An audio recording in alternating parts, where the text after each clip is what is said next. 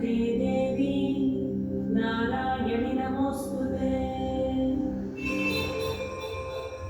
अस्य श्रीललिता सहस्रनामस्तोत्रमाला मन्त्रस्य वशिन्यादिवाग्देवता ऋषयः अनुष्टुप् छन्दः श्रीललिता परमेश्वरी देवता श्रीमद्वाग्भवकूटेति बीजम् मध्यकूटेति शक्तिः शक्तिकूटेति कीलकम् श्रीललिता महात्रिपुरसुन्दरी प्रसादसिद्धिद्वारा चिन्तितफलावाप्त्यर्थे जपे विनियोगः।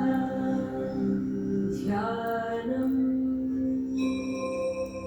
सिन्दूरारुणविग्रहा त्रिनयना माणिक्यमौलिस्फुरत्तारानायकशेखरा स्मितमुखी मापीनवक्षोरुहा पाणिभ्यामलिपूर्णरक्तचषकम् रक्तोत्पलं बिभ्रती सौम्यां रत्नघटस्थरक्तचरणां ध्यायेत्परां